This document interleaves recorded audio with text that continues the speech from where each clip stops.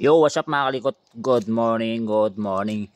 So for today's video vlog, share natin, tuturuan ko kayo kung paano mag-check ng positive line or yung live wire ng ating motorsiklo.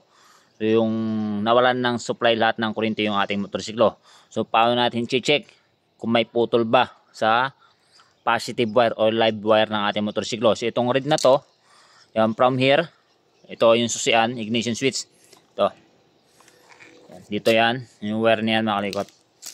So battery operated na motorsiklo. So yan, meron lang siyang dalawang wire, yan, which is red tsaka black. Live wire o positive line tsaka accessories wire. So ito yung papuntang susian, then ito yung papunta sa harness. Yan, itong dalawa na yan.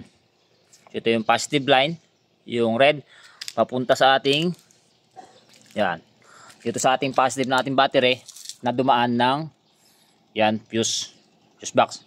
So paano natin i-check mga kalikot kung may putol ba o wala? So gamit tayo ng test light. Excuse. Diyan, test light. So ito yung pinaka-importante sa pag-check ng mga wirings. So check natin yung ating test light kung ilaw. Click lang natin sa negative. Tapos check natin. Yan. Goods. So unang-una, yan pinaka-basic na first step. Excuse. Check natin yung fuse. Yan. So sa fuse kasi mga kalikot, minsan nakikita natin na parang okay pa siya. Yan, sa paningin, pero minsan busted na pala siya. So pag check natin pag ganyan. Or minsan pagdating dito okay siya. Yan, check natin pag ganyan. Yan, okay siya. So pagdating dito, minsan hindi na siya umiilaw. Dapat iilaw din yung mga kalikot. Yan. Minsan kasi ito naglulos. Yan sa may fuse holder. Ito yung tinatawag na fuse holder. Yan.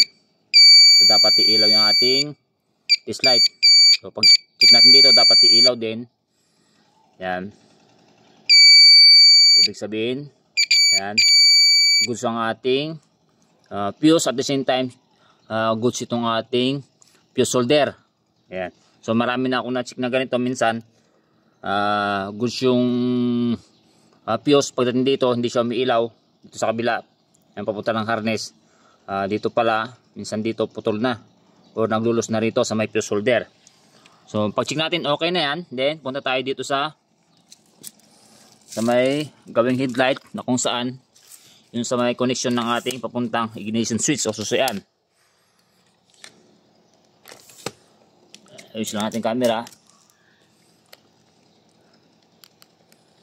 Yan.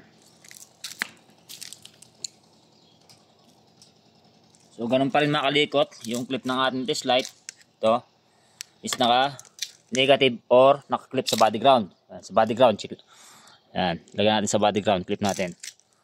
So check ulit natin test light, umiilaw pa siya. Yan, goods. Then check natin to. Itong red wire. Ito, red wire, positive line or live wire.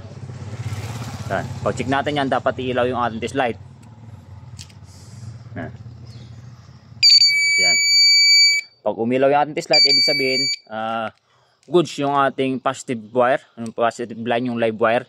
At the same time okay yung ating fuse. So pag di umilaw yan mga kalikot, yan, hindi umilaw to yung ating test light, ibig sabihin may putol sa red wire or positive line. So ulit lang natin. So pagdating dito, yan, umilaw na yung ating test light, chinik natin dito, umilaw. Yan. Then dito, kung pag-check natin dito, wala siyang ilaw, ibig sabihin yung wire dito sa may loob ng ng harness, yan, may putol siya.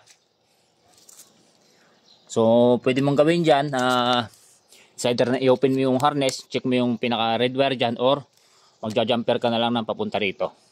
So gawin lang mag-check ng positive wire mga kalikot. Thank you.